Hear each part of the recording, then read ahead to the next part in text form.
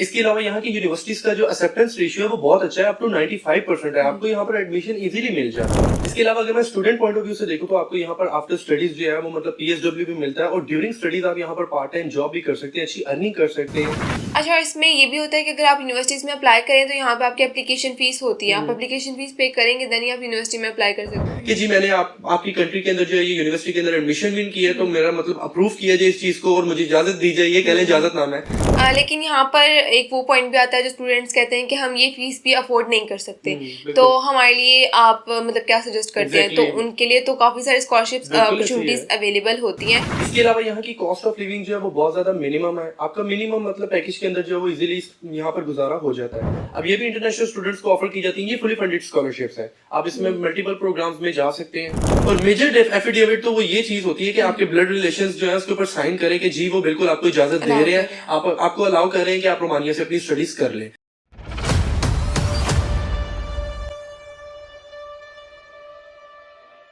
अस्सलाम वालेकुम viewers, I hope आप सब खैरियत से होंगे। वेलकम करते हैं आपको इतने पॉडकास्ट सेशन में। और आज की वीडियो उन स्टूडेंट्स के लिए है जो कि अपनी स्टडीज़ अब्रॉड से परस्यू करना चाहते हैं और अपने लिए एक अफोर्डेबल कंट्री फाइंड आउट कर रहे हैं। और उनकी ये कोशिश है कि वो अपनी स्टडीज़ के लिए यूरोप जाएँ, क्योंकि वो यूरोप जाते हैं, शेंजन जोन में जाते हैं, तो उनको बहुत सारे बेनिफिट्स मिल जाते हैं।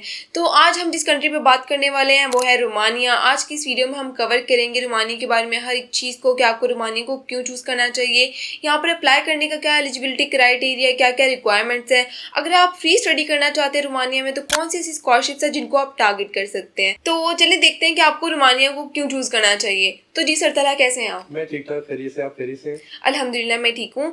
अच्छा, आज को जो हमारा टॉपिक है वो स्टडिंग रोमानिया पर है। रोमानिया जैसे कि एक अफोर्डेबल कंट्री है, तो मैं आपसे जानना चाहूँगी कि हमारे स्टूडेंट्स को बताएं कि अगर वो रोमानिया में स्टडी करना चाहते हैं तो उनके पास क्या बेनिफिट्स हैं, उनको रोमानिया को क्यों चूज़ करना चाहिए। बिल्कुल, आपने खुद ही मतलब पहला एक सवाल किया जिसमें आपने जवाब खुद ही दिया फर्स्टली कि अफोर्डेबल कंट्री है। क्योंकि देखिए सबसे पहला जो मतलब स्टूडेंट का एम होता है उसका यही होता है कि मैं ऐसी कंट्री को चूज करूं जहां पे मेरी कॉस्ट ऑफ लिविंग कम हो, ओवरऑल मतलब जितने भी एक्सपेक्ट होते हैं ये उस हिसाब से जो है उसको अफोर्डेबल कंट्री मिले। तो आपने खुद ही बता दिया इसको कि ये एक अफोर्डेबल कंट्री है। इसके अलावा यहाँ पर टॉप रैंकिंग यूनिवर्सिटीज भी हैं, बहुत सारे इंग्लिश टॉट प्रोग्राम्स ऑफर किए जाते हैं। इसके अलावा स्कॉलरशिप्स की भी बहुत सारी अपॉर्चुनिटीज है यहाँ की गवर्नमेंट की तरफ से तो दी जाती है आपको स्कॉलरशिप। इसके अलावा आपको यहाँ की काफी यूनिवर्सिटीज भी जो है वो मतलब स्कॉलरशिप ऑफर करती हैं। इसके अलावा यहाँ की कॉस्ट ऑफ लिविंग जो है वो बहुत ज्यादा मिनिमम है। आपका मिनिमम मतलब पैकेज के अंदर जो है वो इजीली यहाँ पर गुजारा हो जाता है। आपको मोबिलिटी वाइज जो है देखें, आपने जैसे अभी बताया इंट्रो में भी कि ये शेंजन जोन में अभी रिसेंटली ऐड हुई है ये कंट्री, ठीक है, यूरोपियन यूनियन की मेंबर स्टेट कंट्री है। तो ये है कि आपको मोबिलिटी वाइज जो ये कंट्री है बिल्कुल सेंटर में मिलती है, क्योंकि इसके बॉर्डर्स में देखें अगर आप तो आपको यूक्रेन मिल जाता है, हंगरी मिल जाता है, सर्बिया मिल जाता है, इसके अलावा आपको यहाँ पर मोल्दोवा मिल जाता है और बुल्गारिया जैसी कंट्री है। इसके अलावा भी बहुत सारी आपको यहाँ पर जो है देखें शेंजन जोन की कंट्रीज जो कि टोटली आई थिंक 29 है, ठीक है, आपको वो भी मिल जाती है। ये तो खैर मैंने इसकी नेबरिंग कंट्रीज बताई हैं। इसके अलावा ये कंट्री जो है वो ब्लैक सी के साथ भी बॉर्डर करता है। तो ओवरऑल ये देखें तो आपको मोबिलिटी वाइज बहुत ज्यादा यहाँ पर ऑप्शंस मिलती हैं। आप मतलब किसी भी मतलब दूसरी कंट्री में मूव कर सकते हैं। इसके अलावा अगर मैं स्टूडेंट पॉइंट ऑफ व्यू से देखूं तो आपको यहाँ पर आफ्टर स्टडीज जो है वो मतलब PSW भी मिलता है, और ड्यूरिंग स्टडीज आप यहाँ पर पार्ट टाइम जॉब भी कर सकते हैं, अच्छी अर्निंग कर सकते हैं।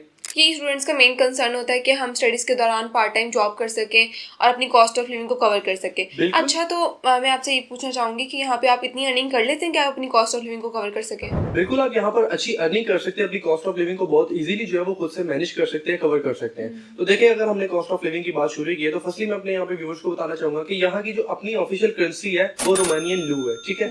बट ये है कि अभी क्योंकि ये कंट्री जो है वो शेंजन जोन में एंटर हो चुका हुआ है, तो हो सकता है यहाँ पर ऑफिशियल जो करेंसी है वो भी अनाउंस हो जाए जो कि यूरो हो सकती है। इसके अलावा जो यहाँ की करेंसी एक रोमानियन लू जो है वो पाकिस्तानी हिसाब से अगर हम देखें तो 59 या 60 रुपीज के इक्वल है, ठीक है। और अगर कॉस्ट ऑफ लिविंग की मैं बात बताऊं तो कॉस्ट ऑफ लिविंग आपकी यहाँ पर आती है 250-300 यूरो से स्टार्ट होके 400 यूरो 450 यूरो मैक्सिमम यहाँ तक जाती है। तो अगर आप इसको इनकी अपनी ऑफिशियल करेंसी में कन्वर्ट करें जो कि रोमानियन लू है, तो आप यहाँ पर मंथ की जो है वो 1500 रोमानियन लू से लेके 3000 रोमानियन लू तक की अच्छी अर्निंग कर लेते हैं। इसके अलावा अगर हम एजुकेशन पॉइंट ऑफ व्यू से देखें तो आपको यहाँ पर यूरोपियन स्टैंडर्ड की हाई क्वालिटी एजुकेशन प्रोवाइड की जाती है, क्योंकि यूरोप का कंट्री है। स्टूडेंट का ये ड्रीम भी पूरा हो जाता है कि वो यूरोप से स्टडी करें। मिनिमम रिक्वायरमेंट्स के साथ आपको यहाँ पर जो है वो एडमिशन मिल जाता है। अगर मैं रिक्वायरमेंट्स की बात करूँ तो 60 to 70% आपको मार्क्स रिक्वायर्ड होते हैं। इसके अलावा आइल्स भी यहाँ पे जो है वो ऑप्शनल है, अगर इन केस कोई यूनिवर्सिटी रिक्वायर्ड करे, वैसे करती नहीं, आप अपने इंग्लिश प्रोफिशिएंसी सर्टिफिकेट की बेस पे अप्लाई कर सकते हैं।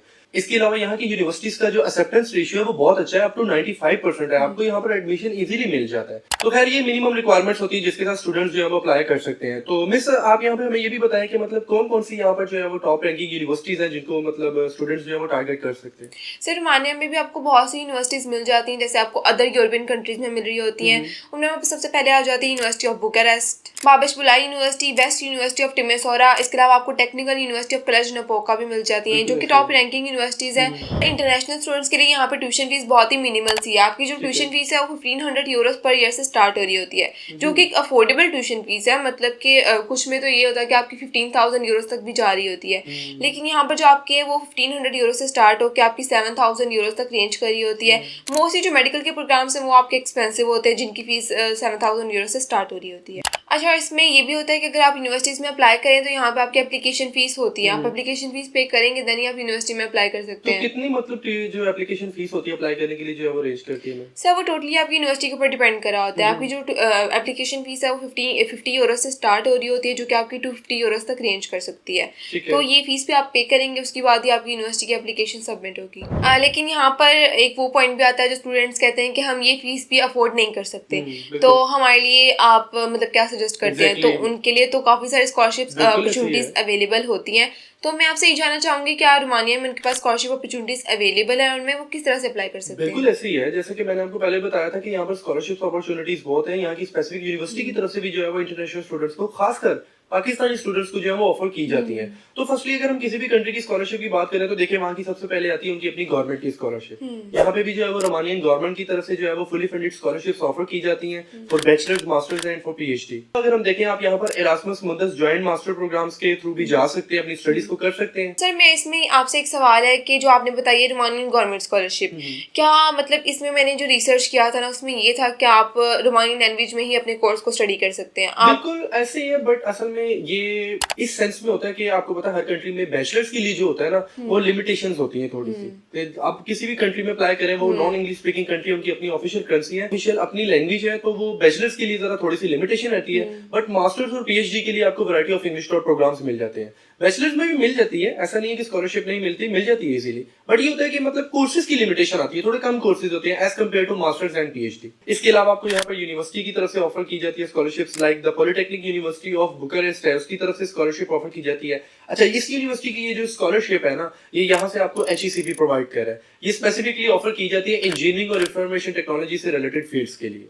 जिसमें आपको फ्री अकोमोडेशन भी मिल सकता है, आपको मंथली हैंडसम अमाउंट का जो है वो स्टाइपेंड में मिल सकता है। इसी तरह यहाँ पे ट्रांसिल्वानिया यूनिवर्सिटी है जो कि ब्रासोव में मौजूद है। ये ब्रासोव जो है ये रोमानिया की जो है एक सिटी है, तो इस सिटी में ये यूनिवर्सिटी लोकेटेड है, ट्रांसिल्वानिया। इनकी एक अपनी स्कॉलरशिप है, ट्रांसिल्वानिया एकेडमिया स्कॉलरशिप, ठीक है। अब ये भी इंटरनेशनल स्टूडेंट्स को ऑफर की जाती है, ये फुली फंडेड स्कॉलरशिप्स है, आप इसमें मल्टीपल प्रोग्राम्स में जा सकते हैं। तो ओवरऑल अगर हम ये देखें कि जो स्टूडेंट्स होते हैं वो कहते हैं कि हम फीस भी ये भी अफोर्ड नहीं कर सकते, तो उनके लिए स्कॉलरशिप्स वाली ऑप्शन जो है वो यहाँ पर अवेलेबल है। तो स्कॉलरशिप की भी एज यूजुअल वही रिक्वायरमेंट रहती है जो आपकी एप्लीकेशन प्रोसेस में रहती है। आपको 60-70% मार्क्स रिक्वायर्ड होते हैं। आइल्स भी जो है वो ऑप्शनल है, बट अगर रिक्वायर्ड हो तो वो 6 बैंड से 6.5 बैंड तक रिक्वायर्ड हो सकता है। बट ये देखें कि आप यहाँ की यूनिवर्सिटीज का जो एक्सेप्टेंस रेशियो है ना वो अप टू 95% है। आपको बहुत जल्द विद इन 2 to 4 वीक्स के अंदर जो है वो आपको इजीली एडमिशन मिल जाता है, और यूनिवर्सिटी बहुत इजीली एडमिशन प्रोवाइड कर भी देती है। इसके अलावा मिस आप मतलब एप्लीकेशन प्रोसेस के बारे में कुछ बताएंगे, क्योंकि आपने यूनिवर्सिटीज के बारे में बताया है, यूनिवर्सिटी कौन कौन सी अवेलेबल है, तो आई थिंक सो आपको इस बारे में भी नॉलेज होगी, आपने मतलब रिसर्च की होगी कि एप्लीकेशन प्रोसेस क्या रहता है। तो हमारे स्टूडेंट्स को प्रोसेस के बारे में भी बताएं। इसका एप्लीकेशन प्रोसेस सेम जैसे अदर कंट्रीज का होता है कि आपने पहले तो यूनिवर्सिटी को शॉर्ट लिस्ट कर लेना है जिसमें भी आप अप्लाई करना चाहते हैं, लेकिन यहाँ पे ट्रिकी पार्ट ये आता है कि आपका यहाँ पे एप्लीकेशन फीस होती है, तो इसकी वजह से स्टूडेंट ज़्यादा यूनिवर्सिटीज़ को टारगेट नहीं कर पाते। तो आपने पहले इस यूनिवर्सिटी की रैंकिंग को चेक कर लेना है, एंड देन उसको चेक करके आपने अपनी जो भी ऑनलाइन एप्लीकेशन फॉर्म है उसको डाउनलोड करना है, सारे डॉक्यूमेंट्स के साथ अपनी एप्लीकेशन को सबमिट कर देना है, और विद इन 2 to 3 वीक्स आपको फाइनल बता दिया जाता है कि आपकी यूनिवर्सिटी से आपको एक्सेप्टेंस लेटर आ गया है। वैसे तो मोस्टली यूनिवर्सिटीज हैं जो कि आपको एक्सेप्टेंस लेटर दे देती हैं, बिल्कुल टाइमली वो जो है वो मतलब दे देती हैं। और वैसे भी मैंने आपको जैसे पहले बताया कि न्यूली एडेड कंट्री है शेंजन जोन में, तो काफी सारे स्टूडेंट्स को पता भी है कि अफोर्डेबल कंट्री है, मिनिमम रिक्वायरमेंट्स के साथ लो बजट के अंदर आप अपनी स्टडीज कर सकते हैं। तो बहुत ज्यादा स्टूडेंट्स जो है वो इस कंट्री को कंसीडर कर रहे हैं और अप्लाई कर भी रहे हैं। जी बिल्कुल सर, जैसे मैंने अपने स्टूडेंट्स को बता दिया है एप्लीकेशन प्रोसेस जो कि बहुत स्ट्रेट फॉरवर्ड सा था। अब मैं आपसे जानना चाहूँगी कि अगर स्टूडेंट्स हैं जो कि पाकिस्तान से रोमानिया के स्टडी वीज़ा के लिए अप्लाई करना चाहते हैं तो उसका क्या मतलब प्रोसेस है ओवरऑल, और स्टूडेंट्स किस तरह से अप्लाई कर सकते हैं? जी बिल्कुल, वीजा का जो प्रोसेस है वो भी सिंपल और स्ट्रेट फॉरवर्ड सा है, कोई मुश्किल नहीं है। देखिए, फर्स्टली आपने यूनिवर्सिटी में अप्लाई किया, आपको यूनिवर्सिटी की तरफ से एडमिशन मिल गया, ऑफर लेटर मिल गया। उसके बाद यहाँ का ये कह लें कि एक रूल है, ठीक है, जो कि आपने फॉलो करना होता है। वो ये है कि आपको जब एडमिशन लेटर मिल गया यूनिवर्सिटी की तरफ से, उस एडमिशन लेटर के साथ आपने जो है ना वो मतलब यहाँ की जो मिनिस्ट्री है रोमानिया की, उनको मेल करनी होती है कि जी मैंने आपकी कंट्री के अंदर जो है ये यूनिवर्सिटी के अंदर एडमिशन विन की है, तो मेरा मतलब अप्रूव किया जाए इस चीज को और मुझे इजाजत दी जाए, ये कह लें इजाजत नाम है आपकी कंट्री से जो है वो मैं अपनी स्टडीज को जो है वो स्टार्ट करूं। तो ये है कि मिल जाती है। देखिए, जब आपको यूनिवर्सिटी ने जो दे दिया, आपको एक्सेप्टेंस लेटर, आपका एडमिशन हो गया वहां की यूनिवर्सिटी में, तो मिनिस्ट्री भी दे देती है। बट ये कि एक ये रूल रखा गया बीच में कि आफ्टर मतलब एडमिशन जो है वो आपने मिनिस्ट्री से कॉन्टेक्ट करना होता है, उनको एडमिशन लेटर भेजना होता है और वो आपको अप्रूव कर देती है। उसके बाद यहाँ पे देखिए आपको अपॉइंटमेंट लेने का भी कोई मतलब इशू नहीं है। आपको जब मिनिस्ट्री की तरफ से लेटर आ गया, आपको एक्सेप्टेंस लेटर तो यूनिवर्सिटी की तरफ से ऑलरेडी मिल गया, आपको मिनिस्ट्री का लेटर भी आ गया, आपने वो दोनों लेटर्स के साथ अपने तमाम एजुकेशनल डॉक्यूमेंट्स के साथ अपने और दूसरे जो डॉक्यूमेंट्स ऐड होते हैं यहाँ पे, लाइक आपका पुलिस क्लियरेंस सर्टिफिकेट, अगर आप मैरिड, आपका एमआरसी, आपका एफआरसी, आपका बर्थ सर्टिफिकेट, इसके अलावा एज यूजुअल वही आइडेंटिटी डॉक्यूमेंट्स, पासपोर्ट, पिक्चर्स वगैरह, तो बिल्कुल अकोमोडेशन प्रूफ हो गया, फ्लाइट की रिजर्वेशन हो गई, वो चीज। और उसके अलावा एट लास्ट यहाँ पर आपने बैंक स्टेटमेंट शो करवानी होती है। तो ये वाले सारे डॉक्यूमेंट्स जो है वो गैदर लेटर ऑन मैं आपको बताता हूँ कि बैंक स्टेटमेंट कितनी रिक्वायर्ड होती है। अच्छा सर, मेरा यहाँ पे एक क्वेश्चन है कि डॉक्यूमेंट्स की रिक्वायरमेंट में ये भी था कि आपने अपने फादर का एफिडेविट भी साथ अटैच करना होता है। बिल्कुल ऐसे ही है। देखिए, अब जाहिर सी बात है, यहाँ पे पाकिस्तान में ऐसा ही होता है मेजोरिटी के नई स्टूडेंट की अपनी जो होती है वो मतलब लाइक बैंक स्टेटमेंट होती है, ठीक है। उसके लिए मतलब ये होता है कि आपको फिर अगर आपके फादर मतलब ब्लड रिलेशन से, बेहतर तो यही होता है कि आप बैंक स्टेटमेंट अगर स्पॉन्सर भी करवा रहे हैं किसी से, तो अपने कोशिश करें ब्लड रिलेशन में से करवाएं, अपने फादर, अपनी मदर, अपनी सिस्टर या अपने ब्रदर वगैरह की। बट कई कंट्रीज ऐसा भी करती है कि वो कहती है कि स्टूडेंट का अपना अकाउंट होना चाहिए, अपनी मतलब बैंक स्टेटमेंट होना। बट यहाँ पे ऐसा नहीं है। अगर आपको कोई यहाँ पे स्पॉन्सर कर रहा है तो उसका स्पॉन्सरशिप लेटर लगेगा। इसके अलावा अगर आप मतलब ब्लड रिलेशंस की जो है वो लगाते हैं, क्या नाम लेते हैं, बैंक स्टेटमेंट, उसके लिए भी आपको एफिडेविट चाहिए। और मेजर एफिडेविट तो वो ये चीज होती है कि आपके ब्लड रिलेशंस जो है उसके ऊपर साइन करें कि जी वो बिल्कुल आपको इजाजत दे रहे हैं, आपको अलाउ कर रहे हैं कि आप रोमानिया से अपनी स्टडीज कर लें। तो ये भी एक एफिडेविट आता है। एक बैंक स्टेटमेंट से रिलेटेड भी एफिडेविट आता है और स्पॉन्सरशिप के हवाले से भी आता है, जो कि मैंने आपको ऑलरेडी बता दिया।